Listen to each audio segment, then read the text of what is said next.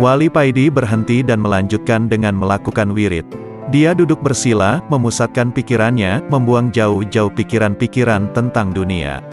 Menggerakkan hatinya untuk berzikir sir, dan entah berapa lama hal ini terjadi, dan kemudian Wali Paidi merasakan alam di sekitarnya begitu hampa, tidak ada suara, semua yang berada di sekitarnya jadi hitam gelap gulita.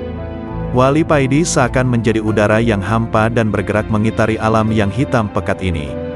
Setelah berkeliling, tampak di depannya ada dua sosok manusia yang sedang duduk seperti duduknya orang tahiyat, dan berdiri di samping keduanya sosok berjubah putih yang bercahaya.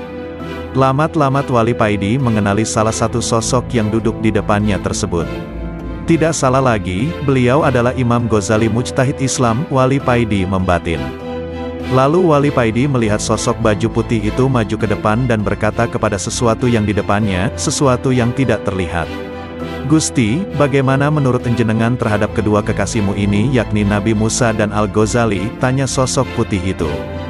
Lalu ada suara yang mengatakan, Musa dengan izinku bisa menghidupkan orang yang telah mati.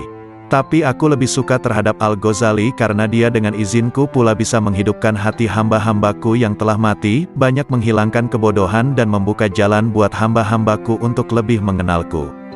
Lalu ketiga sosok itu samar-samar hilang dari pandangan Wali Paidi. Lalu lamat-lamat terdengarlah azan subuh. Sedikit demi sedikit alam mulai terlihat kembali.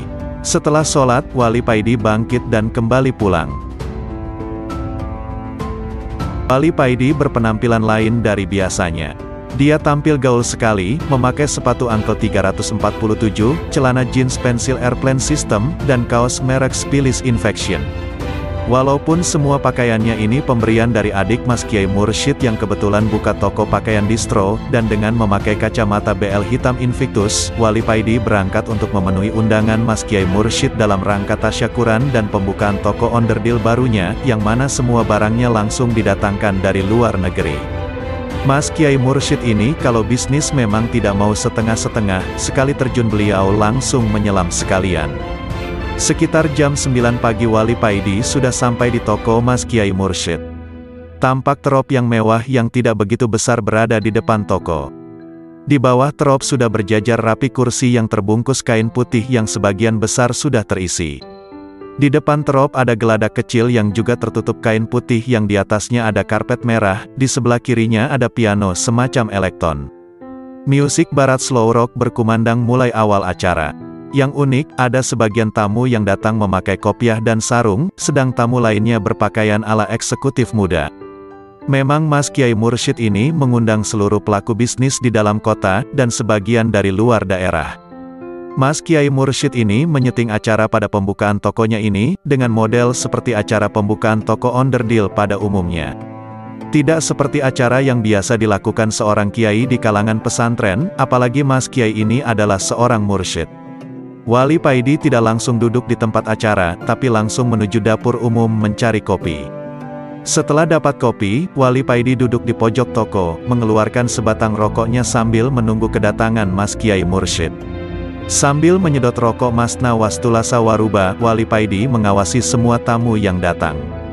Wali Paidi tersenyum kecil ketika melihat para tamu yang memakai kopiah dan sarung itu. Mereka tampak riku duduk dikelilingi para tamu yang berpenampilan beda dari mereka, dan di tempat yang acaranya tidak diduga oleh mereka sebelumnya.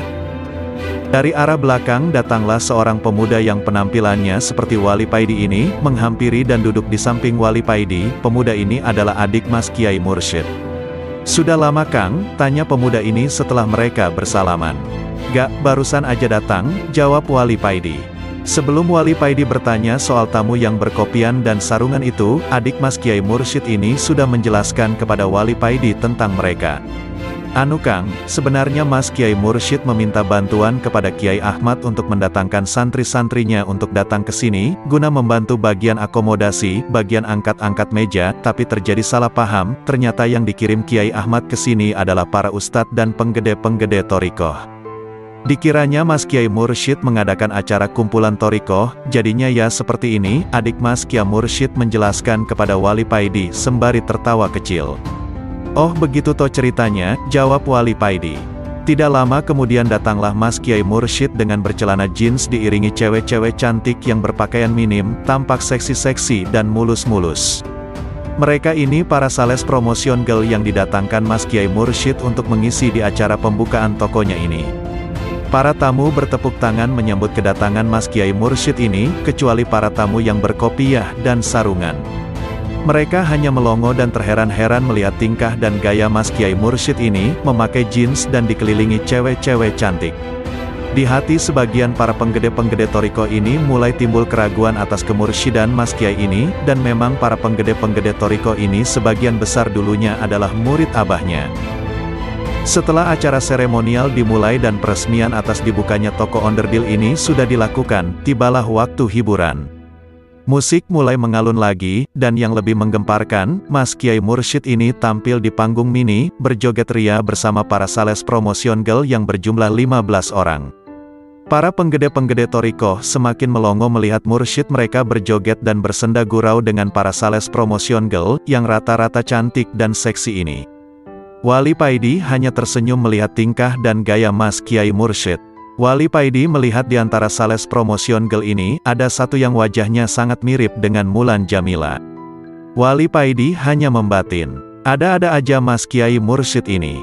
Tiba-tiba Mas Kiai Mursyid ini turun dari panggung mini dan menghampiri Wali Paidi. Selanjutnya menggandeng tangan Wali Paidi, ditarik ikut dan diajak joget di atas panggung mini, dan Mas Kiai Mursyid ini menggandengkan Wali Paidi dengan cewek yang wajahnya mirip dengan Mulan Jamila itu. Ketika Wali Paidi memegang tangan cewek yang sangat mirip Mulan Jamila ini, detak zikir jantung Wali Paidi semakin kencang. Dari tangan cewek ini terdengar kalimat, "Ya Latif, Ya Latif, Ya Latif." Dan dari paha dan pantat si cewek keluar kalimat, "Ya Jamal, Ya Jamal." Dari seluruh anggota badan si cewek ini mengeluarkan kalimat-kalimat Asmaul Husna. Wali Paidi seakan berjoget di taman surga. Musik dan suasana berubah seperti di surga, bunga-bunga yang indah bermunculan di sekitar taman harum semerbak mewangi. Wali Paidi berjoget berputar-putar mengikuti alunan musik yang begitu indah. Wali Paidi baru tersadar ketika mendengar suara Mas Kiai Mursyid. "Wes Kang, ayo balik ke dunia lagi, jangan di surga terus, ini acara jualan onderdil belum selesai." Sehabis dari acara peresmian toko Mas Kiai Mursyid, Wali Paidi pamit pulang. Sebenarnya uang Wali Paidi ini sudah habis sama sekali, diberikan kepada tamu-tamu Mas Kiai Mursyid yang bersarung dan berpeci itu, sebagai uang kaget.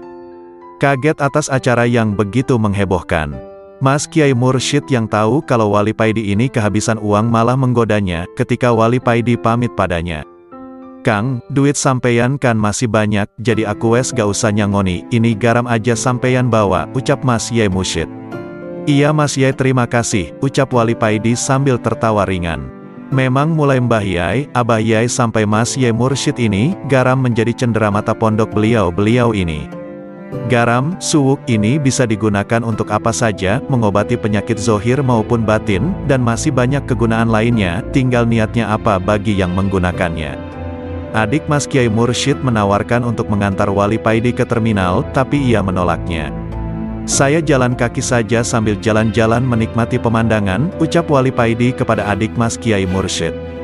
Setelah bersalam-salaman, Wali Paidi pamit dan meneruskan berjalan ke arah terminal. Zikir selalu menyertai setiap langkah Wali Paidi ini. Ketika Wali Paidi melintasi jalan di pinggir alun-alun, ada segerombolan pemuda yang mengawasi Wali Paidi. Dengan tersenyum Wali Paidi meneruskan langkahnya. Wali Paidi sebenarnya sudah tahu kalau sebentar lagi dia akan dicegat dan dipalak dimintai duit oleh mereka. Ini yang jadi ganjalan hati Wali Paidi, karena dia sudah tidak punya uang sama sekali. Dia akan malu sekali karena tidak bisa memberi kepada orang yang meminta. "Kasihan mereka kalau sampai tidak mendapatkan uang dariku," batin Wali Paidi. Wali Paidi berusaha menghindar karena malu. Dia menyeberang jalan berusaha menghindari mereka, tapi gerombolan pemuda ini mengikutinya dan satu orang maju ke depan mencegat Wali Paidi. "Duit, serahkan duitmu, ayo cepat," ucap pemuda itu yang rupanya pimpinan gerombolan ini. Wali Paidi dengan tersenyum membuka kacamata hitamnya dan melihat satu persatu para pemuda gerombolan ini. Di kaos pimpinan gerombolan ini ada simbol hati yang bersinar yang bertuliskan SH. Mereka yang melihat Wali Paidi yang begitu tenang jadi keder, dan mereka heran melihat ketenangan dan tampak tidak ada ketakutan sama sekali di wajah Wali Paidi. Mohon maaf yang sebesar-besarnya, aku tidak punya uang sama sekali. Maaf aku membuat kalian kecewa, uangku sudah habis kuberikan kepada orang lain, ucap Wali Paidi kepada ketua gerombolan ini. Ketua gerombolan ini hatinya jadi bergetar, ketika melihat tatapan mata Wali Paidi yang begitu teduh. Hati pemuda ini jadi damai, dan tanpa disadari mata pemuda ini mulai berkaca-kaca. Pemuda ini mulai teringat dengan dosa-dosanya selama ini. Pemuda ini juga tidak tahu mengapa hatinya begitu terenyuh dan teringat dengan masa lalunya.